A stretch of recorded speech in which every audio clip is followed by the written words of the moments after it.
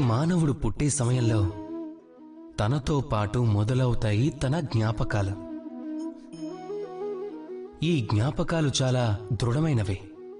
అది ఒక విచిత్రమైన అనుభూతి.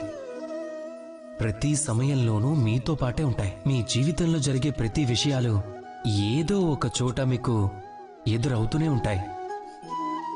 కాకపోతే మనం వాటిని మర్చిపోతూ ఉంటాం. అవి మన జ్ఞాపకాలే అని. అందులో మనం ఏమి గుర్తుపెట్టుకోవాలి, వీటిని గుర్తుపెట్టుకోకూడదు అనేది మన ఆలోచన బట్టే ఉంటుంది. ఈ జీవితంలో మనం గుర్తుంచుకోవాల్సినవి సుఖం, ఆనంద సమయాలు. ఆ సమయంలో ఎవరైనా మనకి ఉపకారం చేశారా? ఆ సమయం ఎవరైనా మనకి మిత్రులు అయ్యారా?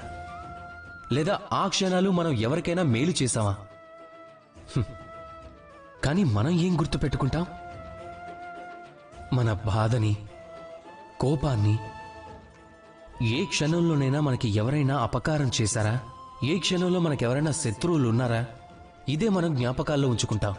ఇక అవే మనల్ని ప్రేరేపిస్తాయి ప్రతీకారం తీర్చుకోవటానికి. అందుకనే మనం ఏం మర్చిపోవాలి, ఏం గుర్తు పెట్టుకోవాలి అనేది మన నిర్ణయం బట్టి ఉంటుంది. ఈ జీవితంలో జరిగిందంతా మర్చిపోండి, కానీ కేవలం ఒక్కటి గుర్తుపెట్టుకోండి. మనం ఏమైతే మర్చిపోవాలో వాటిని గుర్తుపెట్టుకోవటం. ఇదే వివాదాలకు మూలం. అందరూ ప్రేమతో ధ్యానించండి. రాధా కృష్ణ.